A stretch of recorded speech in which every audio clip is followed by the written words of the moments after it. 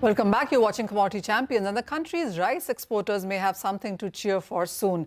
Reports suggest that the government is likely to relax export restrictions on surplus rice stocks, and this is before the arrival of the new crop in the market in the month of October. Well, to discuss this and the expectations from the budget, we are now joined by Mr. Prem Garg. He's National President of the India Rice Exporters Federation. Dr. Garg, hi, thank you so much for joining us. Well, first of all, on the exports, because the whole industry seems to be buzzing on this. We've seen rice prices, rice stocks do quite well. What are you hearing, and what are the kind of presentations that you've made in this regard? Okay, Manisha ji is very good about this budget session before we are talking, because rice industry, we need lot of things with the government, because definitely we have to demand with the government only, and we expected for our industry, first of all, on the rice to calm down the domestic prices, etc. If they can remove GST 5%, because right now the Indian this GST is a very comfortable zone, and government is collecting lot of GST, and rice industry GST 5% is not a big amount. So first our means demand with the government 5% GST they remove completely on the rice. Secondly, export duty, either they fix the export duty maximum $90 per metric ton on white rice and parboiled rice, and or either completely they remove the export duty, because right now we are very comfortable on the rice stocks.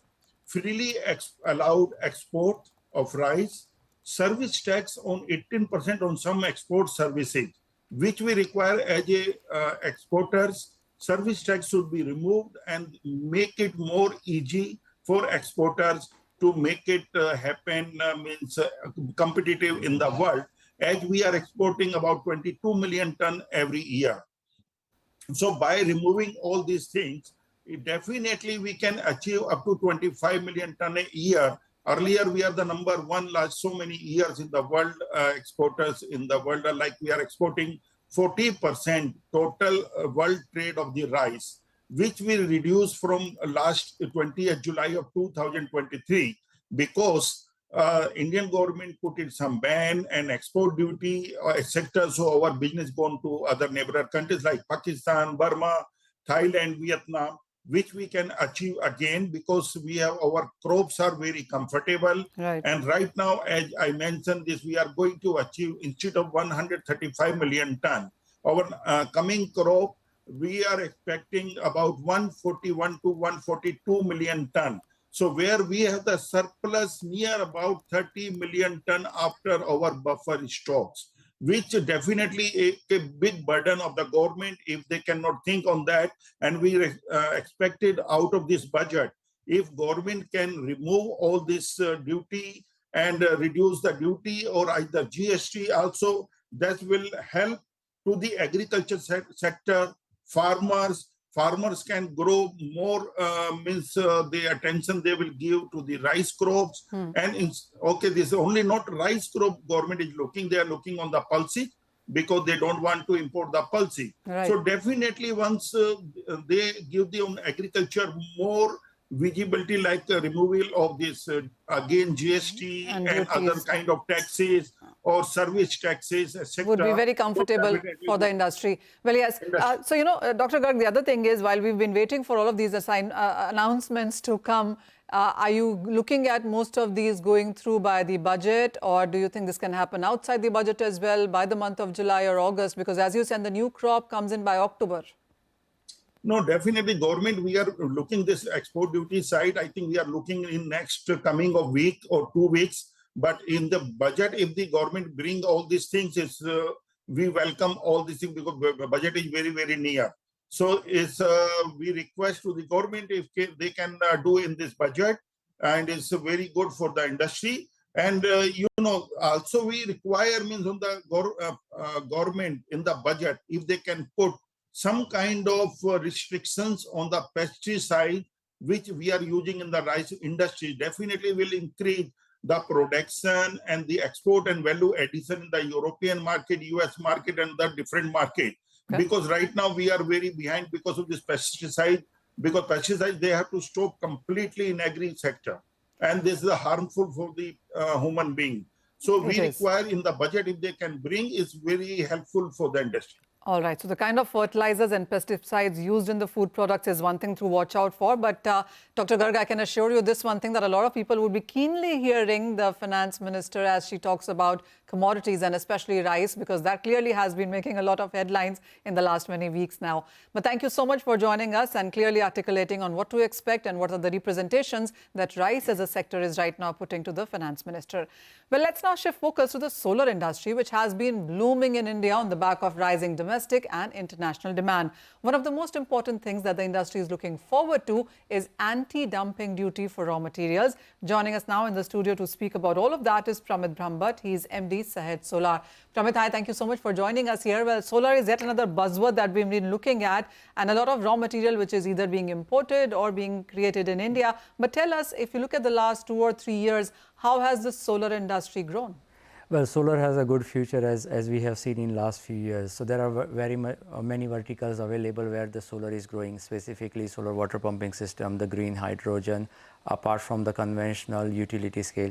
So we have a very promising future in India. And as the Chinese companies ban in US, there's a good market available for US as well. So it's a very good scope in India as well as abroad for Indian manufacturers to expand their business.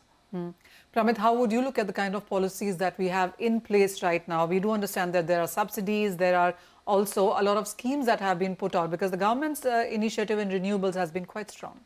Yeah, well, there are PLI schemes for the solar as well. That is for the whole supply chain, all the way from the ingot to solar panel manufacturing. So what we are looking at, there is some sort of a policy for a smaller and medium-sized manufacturer who can get a subsidized rate on the loan as well as the capital subsidy, because the whole production chain is not possible for all the manufacturers to set up. It is a quite capital consumption. So if they allow some sort of a subsidy for the mid-range manufacturer where they are doing 1 or 2 processes, then it will be really helpful for the manufacturer to expand their capacities. Pramit, would you say that there are a lot of companies now mushrooming up when it comes to solar at various levels? Well, definitely, and it's not only on the manufacturing side, but even on the installation and the commissioning side also there are a lot of job creation is happening. And as the demand has increased, definitely this industry has grown a lot in India. I would say that is one of the biggest job creator when you look at the power sector. So I would say that growth of the industry is very helpful to everyone, and not just looking inward, but we can also look at the outward market, because there is a huge opportunities available in Africa and the US market. So definitely mushrooming is going to help the industry to grow. Sure. And then it is not the only renewable available. I'm sure that there is competition also from various others like hydrogen or wind and power, and there's just so much happening. Well, there is a huge things developing, like if you talk about wind, there is a new concept of offshore wind is coming up where the windmills are installed in the sea. Hydrogen is another new buzzword, specifically the green hydrogen. Again, when we talk about the green hydrogen, solar is one of the key component. And green hydrogen is not only going to help us for the electric vehicles or the vehicles, but it's also the green part is also used in the fertilizer when we are talking about the green ammonia. So both ways we are reducing our import bills and becoming more independent. And apart from that, the recent policy in green hydrogen is also government is targeting to export it out of the India. So I'm sure that overall the renewable sector has a lot of scope in coming year, and specifically we see after the new government there will be some more initiative. Oh, absolutely, and that's exactly what my next question to you is. So while a lot is being done on ground, what is it that you think is required further from this budget? What we see is that, as I said, that some sort of a capital subsidy as well as the a cheaper interest rate for the manufacturer, that will definitely help. I think that we are going to see some sort of a initiative for the agriculture sector, specifically what is going on. There'll be more subsidies for the solar water pumping system for the farmer, as well as the residential scheme, which was one of the biggest project government announced before the election. So we will see these two things are going to get a lot of initiative during this budget. So as of now, as you said, a lot of SMEs and MSMEs are into the space as well, and there are a lot of subsidies when it comes to household solar. Right. Would you also be looking for that in sense of industry?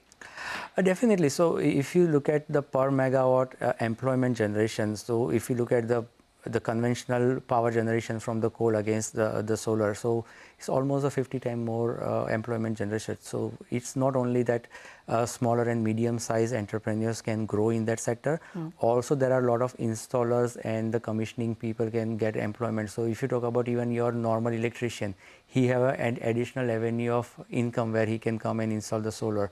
So I think that is, overall it's a win-win situation for the industry as well as the country. Well, that is one buzzword we will perhaps definitely hear about in the budget this time around. So solar is one thing that there has been a lot of push on, a lot of work being done, and we've seen numbers continue to grow year-on-year basis as well. Pramit Brahmbhatt, thank you so much for joining us today and making sense of that sector. But with that, that's all the time that we have on Commodity Champions. Thank you for watching.